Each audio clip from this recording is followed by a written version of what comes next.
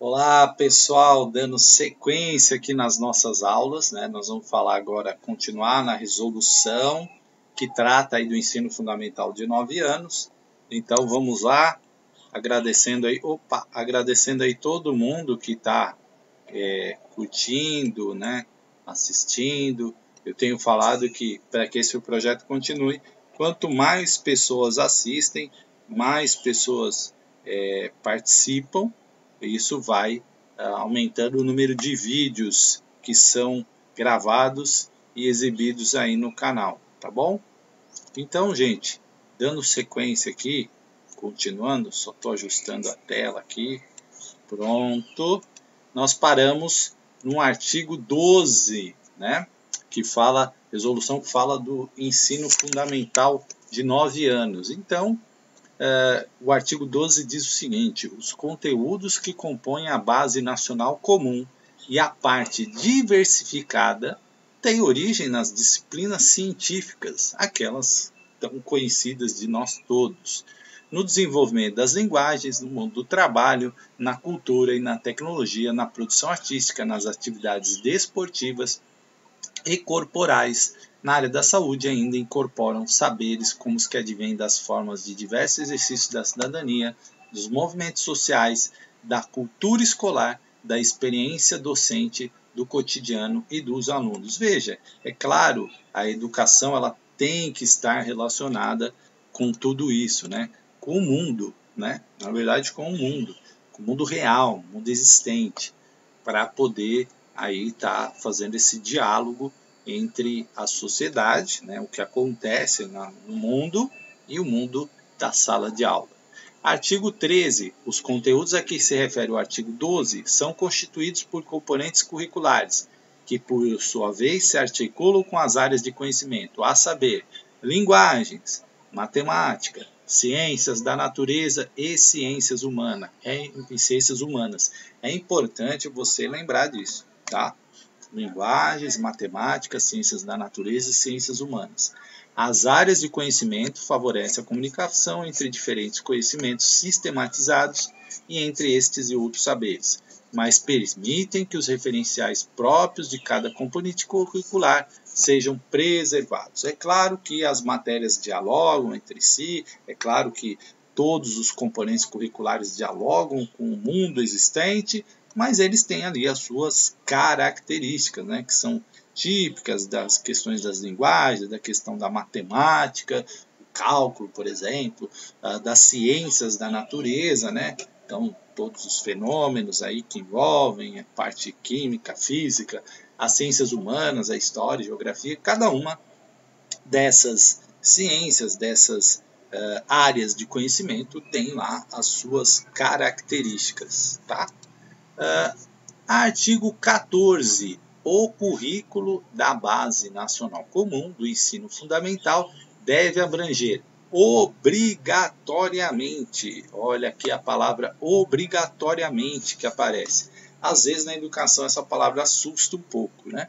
Mas aqui é obrigatoriamente, conforme o artigo 26 da LDB, né, que é a 93, 94, 96, o estudo, aí é obrigatório, o estudo da língua portuguesa e da matemática, o conhecimento do mundo físico e natural e da realidade social e política, especialmente a do Brasil, bem como o ensino da arte, educação física e o ensino religioso.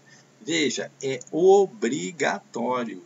Língua portuguesa, matemática, conhecimento do mundo físico natural, realidade social do Brasil, né? Bem como ensino da arte, educação física e ensino religioso. Ensino religioso, obrigatoriamente. Não esqueça disso, que a banca pode fazer essa pergunta. Quais são os componentes curriculares obrigatórios do ensino fundamental? Estão ditos aqui no artigo 15. Serão organizados em relação às áreas de conhecimento. Então, linguagens. O que envolve a área de linguagem? Língua portuguesa, obviamente. Língua materna para as populações indígenas. Inciso 1, a linha A, a linha B, a linha C. Língua estrangeira moderna, arte, linguagem e educação física. Educação física, linguagem? Sim, linguagens. Veja, está no artigo 15. A linguagem corporal, né?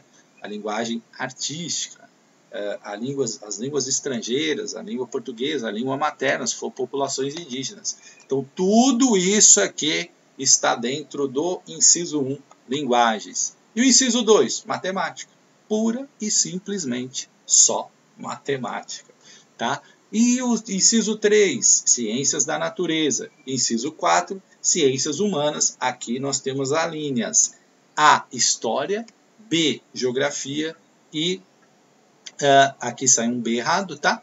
Mas e a 5, o componente número 5 aqui é o ensino religioso. Então isso aqui você tem que saber. Esse B aqui você esquece que está errado, tá? Então, ó, 1 é linguagem, envolve várias, destacando aqui para você não esquecer a educação física, que está no campo das linguagens aqui, né, na área de conhecimento da linguagem, a matemática, inciso 2, as ciências da natureza, inciso 3, e as ciências humanas, que é a história e geografia.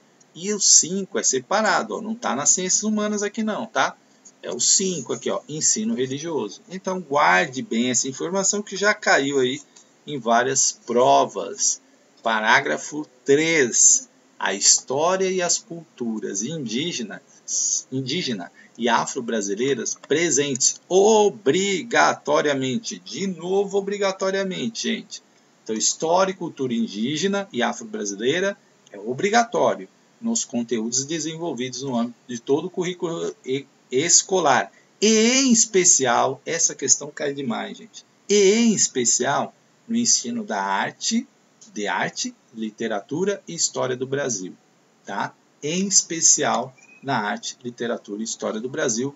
Guarda isso porque já caiu várias vezes.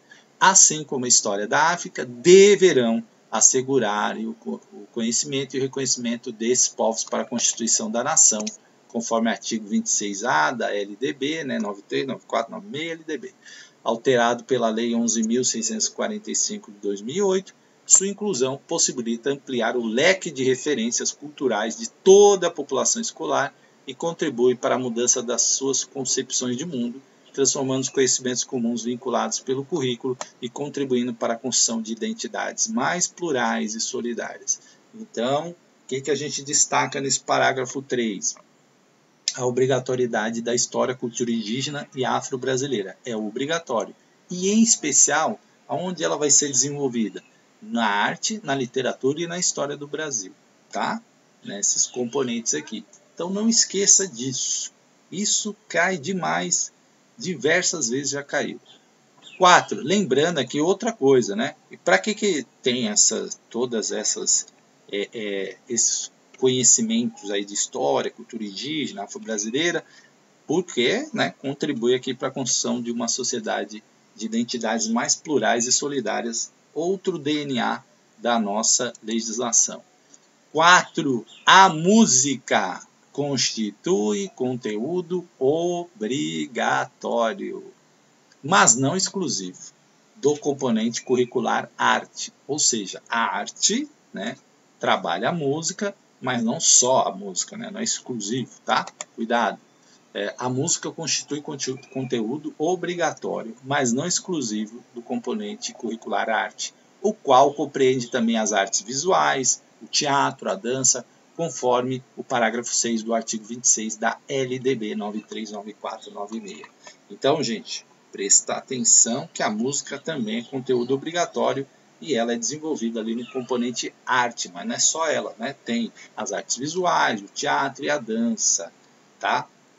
Muito pessoal que vai fazer aí para a questão de educação artística, né? Atento aí nesse parágrafo 4 aqui, porque pode aparecer como pergunta, pode aparecer para outras também, porque, né, na verdade cai aí toda a resolução.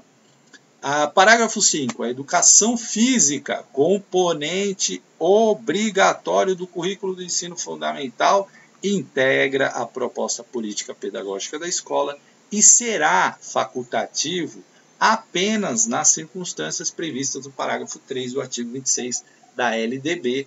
Nós temos uma aula falando só sobre isso.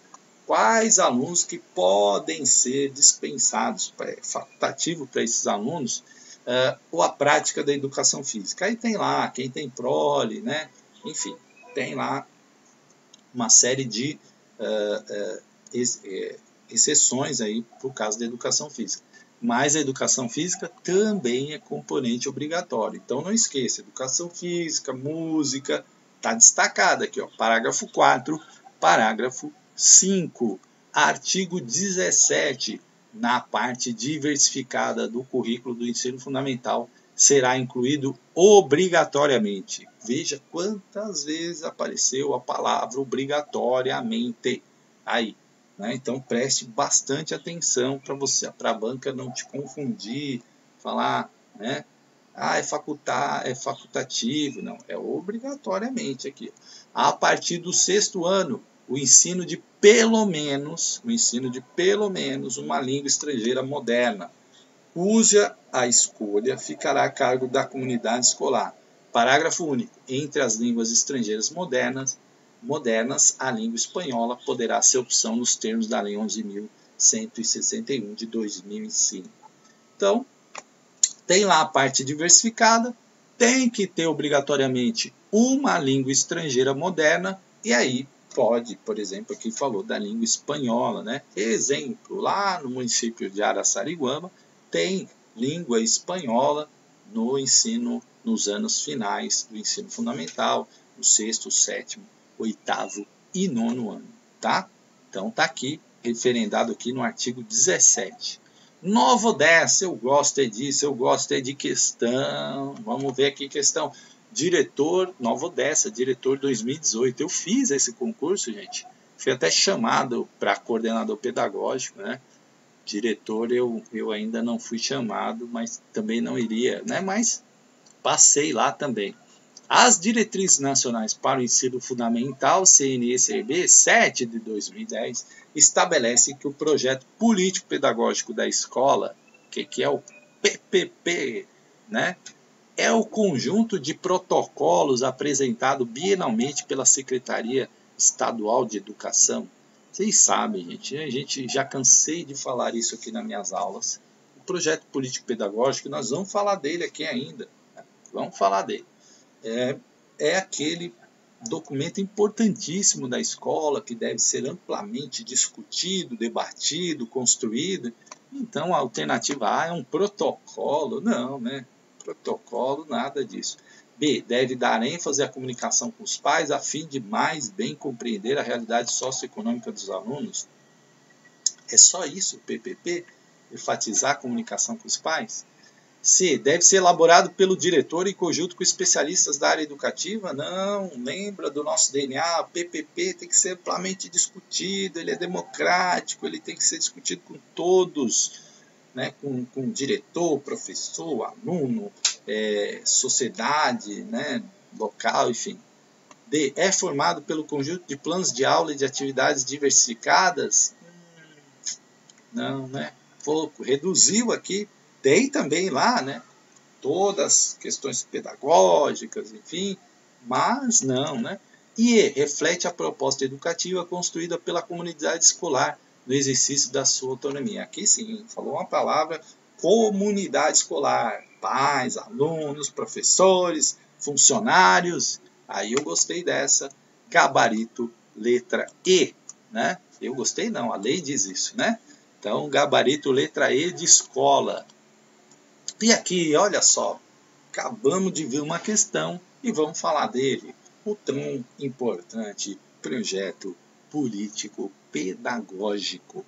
E o que diz o artigo 18? Diz o seguinte, o currículo do ensino fundamental com 9 anos de duração exige a estruturação de um projeto educativo coerente, articulado e integrado, de acordo com os modos de ser e de se desenvolver das crianças e adolescentes nos diferentes contextos sociais. É lógico, houve, né, naquela época a mudança para o ensino de 9 anos e, lógico, o projeto político-pedagógico ele tem que sofrer ali algumas adequações na época, né, hoje já isso está bem consolidado, porque agora, né, a partir dessa resolução e da mudança da lei, o ensino passou a ser de 9 anos, né? Isso lá atrás, né, gente? Então, é claro que o PPP também tem que se adequar, né? PPP tem que estar sempre se adequando aí à realidade, né, da educação. Artigo 19. Ciclos, séries ou outras formas de organização a que se refere a Lei 9394, 96 LDB serão compreendidos como tempos e espaços interdependentes e articulados entre si ao longo dos 9 anos de duração do ensino fundamental. Então, lá na LDB, né, prevê que a escola pode se organizar em ciclo, a escola pode se organizar em série, a escola pode se organizar em outras formas de organização, né? Então, isso está lá na LDB, e aí são tempos e espaços interdependentes e articulados entre si. E vocês já ouviram falar de algumas escolas que têm uma proposta de trabalhar lá com projeto, então os alunos pesquisam, então não tem muito essa coisa da série, do ano, é uma proposta diferente. Pode fazer isso? Pode, está previsto na nossa legislação essas possibilidades também, tá? Então, artigo 19. E importante aqui, falamos do PPP, vamos falar de um tema que a VUNESP, por exemplo, adora, né? VUNESP, uma das bancas que adora muito esse tema, outras bancas também gostam, mas a VUNESP gosta demais. Gestão democrática e participativa como direito à educação. Então, vai continuar aqui falando do PPP, mas agora a gente vai falar de gestão democrática. Artigo que é uma obrigação. Gente, ensino público tem que ter gestão democrática, é obrigatório, não é facultativo. Ah, não, o particular não, o particular a lei não obriga, pode ser do jeito que ele quiser, na questão da gestão. Agora, o público tem que ser gestão democrática e participativa. Artigo 20. As escolas deverão formular o projeto político-pedagógico e elaborar o regimento escolar, que é a lei da escola, né, de acordo com a proposta do ensino fundamental de 9 anos, por meio de processos participativos relacionados à gestão democrática. Fábio, professor, mas nunca acontece isso, Fábio, porque é difícil. É verdade, gente. É muito difícil você criar esse envolvimento, essa participação das pessoas na construção do PPP. Mas está previsto na lei, a gente tem que sempre tentar buscar novas formas, buscar estímulos, né? Tentar, às vezes não deu certo de um jeito, tenta de outro, porque está previsto em lei, né, que a gente faça isso. E claro, isso não é tão simples assim, né? Democracia é um exercício, e às vezes a gente ainda peca um pouco nesse sentido. Mas tem que ser feito, está na lei. Parágrafo 1. O projeto político-pedagógico da escola traduz a proposta educativa construída pela comunidade escolar no exercício de sua autonomia, com base nas características dos alunos, nos profissionais e recursos disponíveis, tendo como referência as orientações curriculares nacionais e dos respectivos sistemas de ensino. Então, é lógico, tem, né, que ser construído, discutido de forma ampla, por isso que fala comunidade escolar, no exercício de sua autonomia. Mas, gente, tem gente que confunde a palavra autonomia. Autonomia não significa que eu posso fazer qualquer coisa, né? Significa que eu tenho autonomia para discutir dentro, né, das orientações curriculares nacionais, do meu sistema de ensino. Não é também... porque senão não tinha sentido a gente ter tantas leis, né, que orientam os DCNs, os PCNs, a Base Nacional Curricular Comum, enfim, a LDB, tudo isso a gente tem que seguir para ter uma organização e a autonomia de discutir dentro dos limites da lei, né, o projeto político-pedagógico da escola. 2. Parágrafo 2. Será assegurado ampla participação dos profissionais da escola, da família, dos alunos e da comunidade local na definição das orientações imprimidas aos processos educativos e nas formas de implementá-la, tendo como apoio um processo contínuo de avaliação das ações a fim de garantir a distribuição social do conhecimento e contribuir para a construção de uma sociedade democrática e igualitária. É lógico, gente, se a gente está na nossa lei que a gestão tem que ser democrática, né? e que a gente tem que fazer isso, a escola tem que exercitar a democracia, e uma das formas dela é garantindo a discussão do PPP. Ah, mas eu coloquei para discutir e ninguém quis. Né? Gente, o importante é que você garanta, né? A gente não pode obrigar, pegar o pai lá e falar, você vai discutir o PPP na escola. Obrigar a gente não pode. A gente pode convidar, a gente pode incentivar, a gente pode criar formas criativas dele participar desse processo, né? Com seus conhecimentos, com a sua realidade. É importante ouvir a comunidade local, ouvir os alunos, ouvir as famílias, para que a gente tenha um PPP que contribua para essa transformação da sociedade. Parágrafo 3. O regimento escolar deve assegurar as condições institucionais adequadas para a execução do projeto político-pedagógico e a oferta de uma educação inclusiva e com qualidade social, igualmente garantida a ampla participação da comunidade escolar na sua elaboração. O regimento da escola é a lei da escola, né? Os procedimentos, o que pode, o que não pode, enfim, que dá uma organizada ali na escola. Ela não pode ir contra o projeto político-pedagógico, né?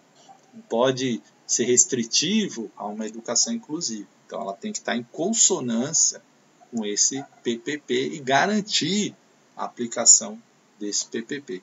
Tá? 4.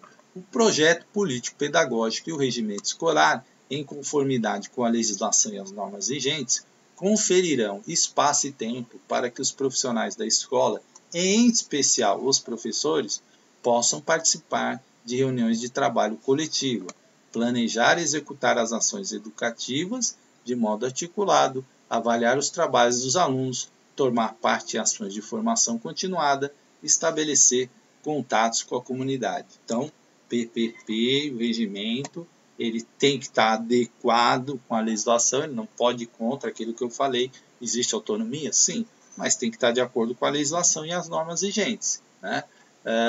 Garantir tudo isso, as condições, né, espaço para participar das reuniões de trabalho coletivo, planejar, articular, executar as ações, avaliar o trabalho dos alunos, você tem que garantir tudo isso e uma coisa importantíssima que é a formação continuada e a garantia do contato com a comunidade. Então, projeto político-pedagógico, regimento escolar, em conformidade com a legislação e as normas vigentes. Não esqueça isso, que a banca pode ali tentar, né, a falar, não, tem autonomia, pode fazer. Não, é assim, tá? Tem autonomia, mas dentro da legislação e normas vigentes.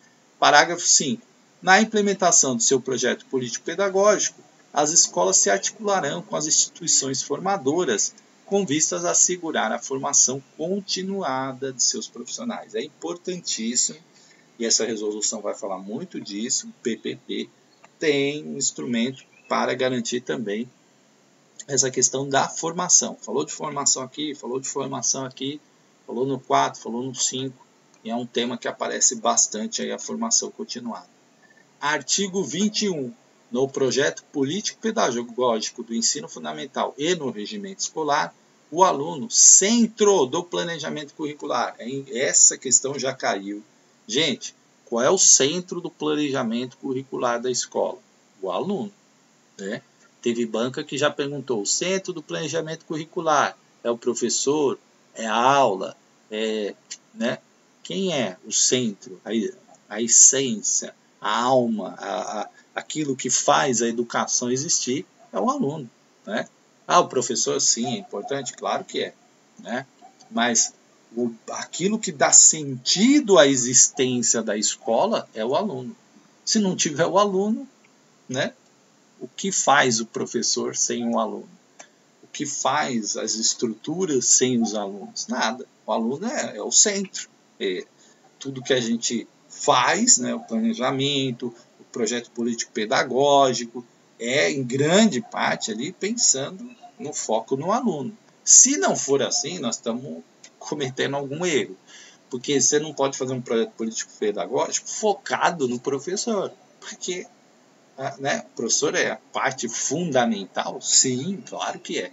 Mas o foco central, né, nossa existência ali é o aluno, centro do planejamento curricular. será considerado como sujeito que atribui sentidos à natureza e à sociedade, nas práticas sociais, que vivencia, produzindo cultura e construindo sua identidade pessoal e social.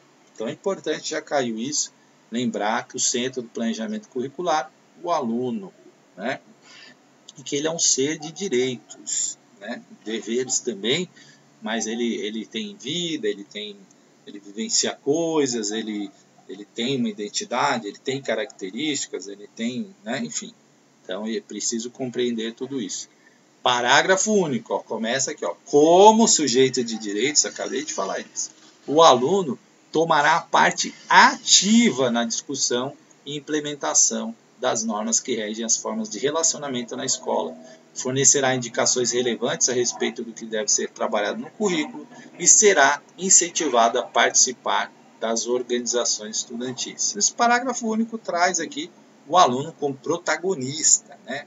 Ativo ali, participando, que ele seja estimulado também nas organizações estudantis, que ele dê suas opiniões, sua forma de pensar, enfim. Então, um sujeito participativo na escola. Artigo 22. O trabalho educativo no ensino fundamental deve se empenhar na promoção de uma cultura escolar acolhedora e respeitosa. Isso é importante, né? Você ter um ambiente, se a gente está falando de democracia, de respeito à diversidade, de inclusão, a gente tem que ter uma cultura escolar acolhedora e respeitosa, que reconheça e valorize as experiências dos alunos, atendendo às suas diferenças e necessidades específicas, de modo a contribuir para efetivar a inclusão escolar e o direito de todos à educação. Então, veja, a escola pública, ela recebe ali indivíduos de várias camadas sociais, com várias características, com habilidades, com excelências, com problemas, enfim, é muito diverso. Então a gente tem que ser acolhedor, respeitar, né, aquele que precisa de mais, a gente atender, tá? Artigo 23. Na implementação do projeto político-pedagógico, o cuidar e o educar, indissociáveis funções da escola. Gente, já caiu demais isso, demais. Cuidar e educar são indissociáveis e tem que estar no projeto político-pedagógico. Quero dar um exemplo, assim, banal, não sei se é banal, mas um exemplo simples. Cabe ao professor cuidar? Sim. Cabe ao professor educar? Sim. Eles são indissociáveis, né? Então, por exemplo, a gente sabe que o aluno tem um problema, o aluno está ali vivendo uma situação terrível em casa, social. A gente tem alguma forma de atuar? Sim, temos formas de atuar. Temos forma de atuar no nosso acolher, no nosso respeito ao aluno, no nosso tratar com ele. Se já está apanhando tanto lá na vida, a escola tem que ter esse acolhimento, né? Então isso é o cuidar, é o educar. A gente precisa estar ali atento aos sinais dos nossos alunos. Ah, mas o professor não é psicólogo. Ah, mas o professor não é isso. Mas gente, nós somos seres humanos e uma das nossas funções está aqui na lei, é cuidar e educar. Aí você pega a creche, né? Creche tem o cuidar, tem o educar. Ensino infantil tem o cuidar, tem o educar. E ensino fundamental também tem o cuidar e educar. E ensino médio também tem o cuidar e educar. Porque as crianças vivem fases, crianças, adolescentes e até crianças e adolescentes vivem fases diferentes. Os problemas da infância são uns, né? Às vezes pode carregar isso para a adolescência. Na adolescência são outros conflitos, às vezes, né? Já entra a questão de imagem, que pega mais, questão, às vezes, de problemas de relacionamento, né? Entre os alunos, já aparece a questão dos amores, das paixões, enfim. Tudo isso você tem que trabalhar, né? É papel nosso, é indissociável essa questão da gente cuidar e educar. Então eu queria relatar uma historinha. Uma vez teve um aluno que era da educação, né? Um aluno com deficiência. Ele tinha lá uma deficiência, se eu não me engano era autismo, ou síndrome de Down, agora eu não me lembro, e ele, né, pela dificuldade dele, ele nunca tinha feito isso, mas ele acabou fazendo xixi nas calças. E a professora, ela se recusou a ajudá-lo, né? A inspetora também, que disse que isso não era função dela, né? Veja, gente, cuidar é função sim do professor, né? Aliás, cuidar é uma função de qualquer ser humano que tenha o mínimo de consciência, né, humana, para falar assim, se essa pessoa está passando mal, se essa pessoa está com algum problema, eu preciso ajudá-la. Não vou colocar lá o estatuto e dizer assim, olha, dentro das minhas atribuições não está escrito aqui que eu tenho que ajudar um aluno que fez xixi nas calças. Gente, nossa função é diferente, né? Então, quando eu falo de cuidar e educar, eu estou falando disso em geral. Estou dando aqui um exemplo simplório, mas estou falando que a gente precisa, né, ter essa questão, porque nós lidamos, nós nos tratamos com seres humanos e o cuidar e educar são indissociáveis. E está, inclusive, aqui em todos os documentos da educação. Resultarão em ações integradas que buscam articular-se pedagogicamente no interior da própria instituição e também externamente com serviços de apoio aos sistemas educacionais e com as políticas de outras áreas. É aquilo que eu falei, o professor não é psicólogo, mas ele identificou um problema, ele pode levar a direção procurar os encaminhamentos necessários aos outros serviços, saúde, psicologia, né?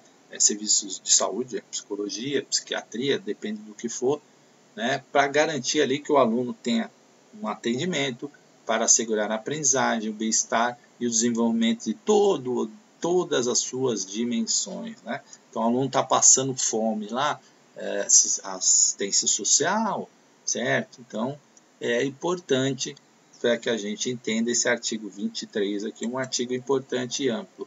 Pulei para o 28, professor. Por que o senhor pulou para o 28? Porque existem alguns artigos que não têm caído nas provas. Então eu preferi, né, como é grande essa resolução, eu fiz aqui um compilado daquilo que aparece mais nas provas e nos concursos públicos. A utilização qualificada das tecnologias e conteúdos das mídias como recurso aliado ao desenvolvimento do currículo contribui para o importante papel que tem a escola como ambiente de inclusão digital e de utilização crítica das tecnologias de informação e comunicação, requerendo o aporte dos sistemas de ensino no que se refere a. Professor, essa resolução foi escrita em 2010, não tinha pandemia, não tinha nada. E ela já falava da importância da tecnologia. Já falava da questão das mídias, da inclusão digital. E a gente viu que isso no Brasil andava a passos de tartaruga. E com a pandemia, a única forma, né, de continuar o processo educativo foi através do suporte, né, da questão da informática, né? Do computador, do celular, enfim.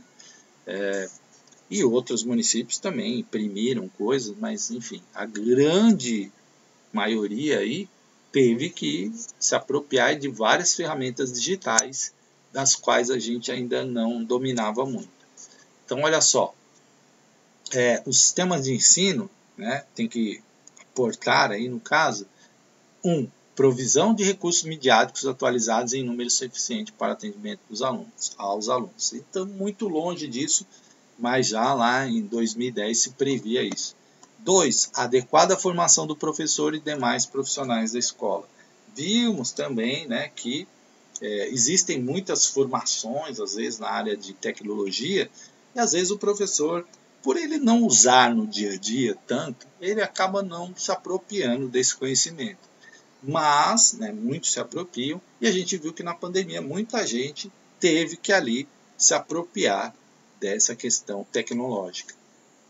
Artigo 30. Os 3 anos iniciais do ensino fundamental devem assegurar a alfabetização e o letramento. Inciso 1. Gente, muito cuidado aqui. Resolução, nós estamos falando da resolução que fala sobre ensino de 9 anos. A aula ensino fundamental de 9 anos. E aqui fala em 3 anos iniciais. Então, na BNCC fala em 2. Então, se perguntar de acordo com a resolução do ensino fundamental de 9 anos, é nos 3 anos iniciais. Se falar de acordo com a BNCC, aí são 2 anos, tá? Cuidado para não confundir isso. Ah, professor, eu vi, por exemplo, em Sorocaba caiu essa pergunta e a resposta era 3 anos porque perguntava de um documento que falava 3 anos. E na prova você tem que responder de acordo com o documento que ele pergunta. Se ele falar assim, na resolução tal, você tem que responder de acordo com a resolução tal. Ah, mas na BNCC fala 2. Ué, mas ele perguntou da BNCC? Não, ele perguntou da resolução. Então você vai responder com a resolução. Ah, e se ele perguntar da BNCC? Da BNCC ele perguntou, você responde com 2. Ah, mas a BNCC fala em 2, mas esse documento fala em 3. Gente, a BNCC é bem mais recente, tá? Esse documento fala em 3 anos, continua lá valendo, continua falando 3 anos. A BNCC fala em 2. O que você tem que responder? De acordo com o que a pergunta fala. Se ela falar da BNCC, você responde BNCC. Se ela falar da resolução, você responde de resolução. Lembra do que eu sempre falo? Não discuta na prova. A prova te perguntou o quê? Perguntou da resolução? 3 anos. Perguntou da BNCC? 2 anos. Ah, professor, mas é confuso isso. Ué, mas aí são algumas coisas da legislação brasileira que acontecem, né? Então, um documento está trazendo 2 anos, embora no contexto ali, né, a gente sabe que 2 anos para alfabetização, aí falam no 3º ano a ortografização, enfim, mas é isso aí, você não pode ficar discutindo com a prova, você tem que responder de acordo com o que a prova está perguntando. Então, aqui neste documento, 3 anos, alfabetização e letramento, 2, o desenvolvimento das diversas formas de expressão, incluindo o aprendizado da língua portuguesa, da literatura, da música e demais artes, a educação física, assim como o aprendizado da matemática, da ciência, da história e da geografia. 3. A continuidade da aprendizagem, tendo em conta a complexidade dos processos de alfabetização e os prejuízos que a repetência pode causar no ensino fundamental como um todo e particularmente na passagem do 1º para o 2º ano de escolaridade e deste para o 3º. Então, sempre uma aprendizagem contínua aqui, né? Porque às vezes tem criança que vai se alfabetizar no 2º ano, tem criança que já acaba o 1º ano alfabetizada. Então, as crianças têm, às vezes, tempos diferentes e é preciso que a gente dê conta dessas questões também. A avaliação, parte integrante do currículo, outro tema que as bancas adoram, né? Adoram. Então, artigo 32, a avaliação dos alunos a ser realizada pelos professores e pela escola como parte integrante da proposta curricular e da implementação do currículo é redimensionadora da ação pedagógica e deve, veja, aqui não é avaliação no sentido de pegar, colocar 8, 7, 6, né? Essa avaliação apenas quantitativa, apenas classificatória. Ela é redimensionadora da ação pedagógica. Ela faz parte ali de um processo de você, de repente, fez uma avaliação, viu que os alunos não compreenderam bem o tema, então você pensar ali novas ações pedagógicas para que você mude aquela realidade que você detectou na avaliação. Olha, realmente parece que ninguém entendeu muito dessa forma. Então, é nesse sentido. Assumir um caráter processual, isso aqui você precisa guardar da avaliação, gente, porque cai demais. Processual, formativo, né? Formativo e participativo. Ser contínua, cumulativa e diagnóstica. Então, você precisa guardar essas informações aqui. A avaliação é um processo, né? Ela é formativa, ela tem que ser participativa, ser contínua, cumulativa e diagnóstica. Aqui, ó, fundamental, porque é na avaliação que você vai perceber ali problemas, detectar situações de aprendizado que não foram tão boas, né? os alunos que estão com mais dificuldades, os alunos que estão com outro ritmo. Isso é o diagnóstico, importantíssimo, para você trabalhar com seus alunos, redimensionar a sua ação pedagógica lá. A. Identificar potencialidades e dificuldades de aprendizagem e detectar problemas de ensino, aquilo que eu acabei de falar na linha A. B. Subsidiar decisões sobre a utilização de estratégias e abordagens de acordo com as necessidades dos alunos, criar condições de intervir de modo imediato e a mais longo prazo para sanar dificuldades e redirecionar o trabalho docente. Tudo que eu falei aqui, né, gente? Então, você fez uma avaliação lá. Aquela avaliação te mostrou alguns problemas, tal, você identificou algumas coisas. Você vai mudar as estratégias, você vai trabalhar ali com alguns alunos uns temas que eles têm mais dificuldades, enfim. C. Manter a família informada sobre o desempenho dos alunos. Importante também, para que a família possa acompanhar os seus filhos. D. Reconhecer o direito do aluno e da família de discutir os resultados de avaliação, inclusive em instâncias superiores à escola, revendo procedimentos sempre que reivindicações forem procedentes. Então, eu vou dar um exemplo que ocorreu comigo. Uma mãe questionou uma avaliação, né, do filho dela, da filha, do filho. Por quê? A filha tinha excelentes notas e, de repente, numa matéria lá, ela dá uma destoada de nota, assim, gritante. Vamos supor, a aluna que tira 9,5, 10, 9,5, 10, 9,5, 10, de repente ela aparece com uma matéria lá com 5. O que aconteceu? Então, é estranho, realmente ali existe ali uma distorção ali. Por que aquela nota foi tão baixa? Será que aconteceu algum problema e tal? Então a mãe questionou e aí é feito ali a verificação do que ocorreu, tá? Mas os pais, a família, os próprios alunos têm direito a questionar, né, a discutir os resultados da avaliação. É aquilo que fala, sempre que as reivindicações forem procedentes, né? Não é porque eu tiro uma nota baixa e pode questionar sem fundamento, né? Tem que ter fundamento. 2. Utilizar vários instrumentos e procedimentos, tais como a observação, registro descritivo e reflexivo. Aqui é importante, não ficar só numa forma de avaliação. Você vai lá dar aquela provinha, sempre a mesma prova, sempre igual, sempre, né? Então, vários instrumentos. Observação, se o aluno participa, não participa, se ele fala, se ele responde, se ele, né? Registro do aluno, olha, o aluno está desempenhando bem, está fazendo as atividades, tá? Reflexivo, colocar ali suas reflexões, os trabalhos individuais e coletivos, como é que o aluno trabalha individualmente, como é que o aluno trabalha coletivamente. É importante saber isso, sim, porque a escola preparar para a vida, né? Então, você tem que saber trabalhar individual, você tem que saber trabalhar em coletivo. Meu filho não gosta de trabalhar em grupo. Mas na sociedade, né, a gente vai viver em grupo, a gente vai ter que trabalhar em grupo algumas vezes, a não ser em raras profissões, mas na maioria, a gente tem que entender como trabalhar coletivamente. Os portfólios, né, são os portfólios muito comuns aí na educação infantil, demonstrando o desenvolvimento da criança, enfim, exercícios, provas, questionários, dentre outros, tendo em conta a sua adequação à faixa etária e as características do desenvolvimento do educando. 3. Fazer prevalecer os aspectos qualitativos da aprendizagem do aluno sobre os quantitativos. Esse talvez seja a maior barreira da educação e muito pela formação que nós temos. Então, assim, gente, eu passei 10 atividades. O aluno fez 5 de forma excelente. 5 não foi boa. O que eu tenho que olhar? É a quantidade ou é a qualidade? Olha, nisso daqui ele se empenhou, fez muito bem. É a qualidade, gente. Então, os aspectos qualitativos devem prevalecer sobre os quantitativos. Por quê? Eu fiz 10 atividades, o aluno fez 5 brilhantes, mas deixou de fazer 5.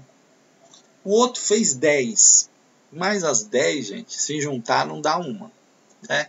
Então, o que eu olho? Eu olho o aluno que entregou tudo, mas entregou mal feito, de qualquer jeito, só entregou quantidade.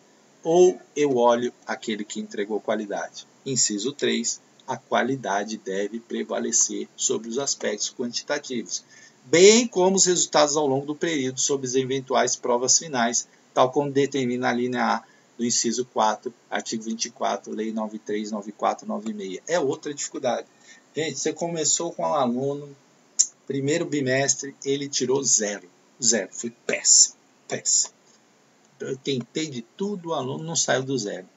No segundo, ele evoluiu. Começou a fazer uma coisinha ou outra, tirou um 4. Mostrou uma evolução. No terceiro bimestre, o menino despertou. Rapaz, foi 8. Né? Aí, no último, também continuou, manteve ali, tirou 8. Aí eu somo as notas e falo, não dá para passar, o cara vai reprovar. Tem que olhar é a progressão do aluno. Não ficar somando nota e tirar média. Né? Tem que olhar, o aluno progrediu. No primeiro e segundo ele não foi bem, mas no terceiro ele voou, no quarto ele voou. Então ele evoluiu. Pode ter acontecido algum problema com ele, pode ter, né? Ele estava desanimado, não estava enturmado, enfim. Tá? Então, pensem sempre nisso, aspectos qualitativos sobre quantitativos. 4. Assegurar tempos e espaços diversos para que os alunos com menor rendimento tenham condições de ser devidamente atendidos ao longo do ano letivo. É aquilo que eu falei, tem aluno que precisa mais do nosso apoio, da nossa ajuda. É isso que a gente fala de equidade. Então, a gente precisa atender esses alunos com menor rendimento.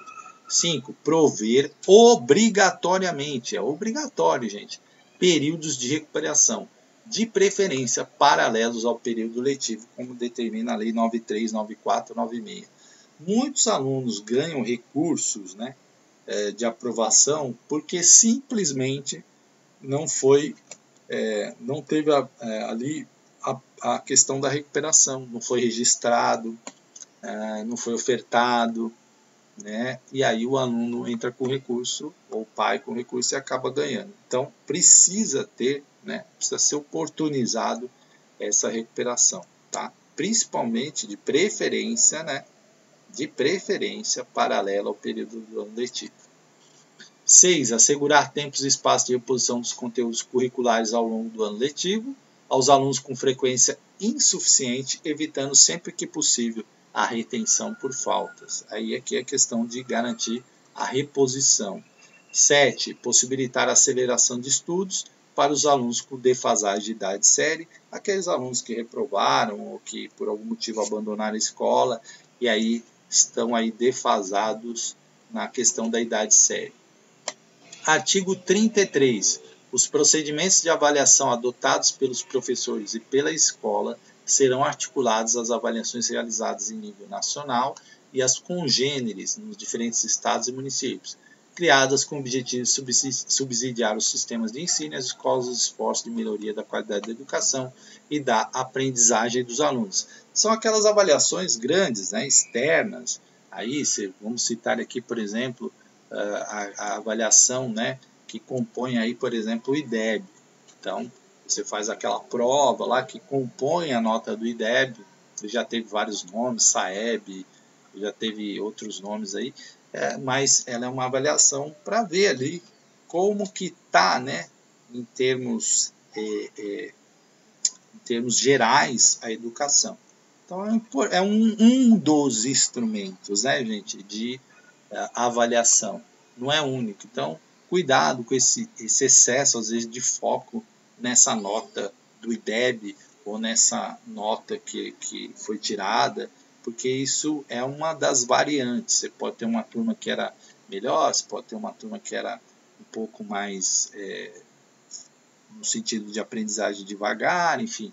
Então, é preciso avaliar tudo isso, mas é um importante instrumento de referência para você tomar algumas medidas. Parágrafo 1. A análise do rendimento dos alunos com base nos indicadores produzidos por essas avaliações deve auxiliar os sistemas de ensino e a comunidade escolar a redimensionar as práticas educativas com vista ao alcance de melhores resultados. Né? Claro, você tem ali uma avaliação, você precisa ver o que você pode melhorar ali na questão da educação. 2. Parágrafo 2. A avaliação externa do rendimento dos alunos refere-se a apenas uma parcela restrita do que é trabalhado nas escolas, de sorte que as referências para o currículo devem continuar sendo escondidas nas propostas político-pedagógicas das escolas, articuladas as orientações e propostas curriculares dos sistemas, sem reduzir os seus propósitos ao que é avaliado pelos testes de larga escala. Exatamente aquilo que eu acabei de falar, né? É uma parcela ali restrita do que é trabalhado na escola, tá?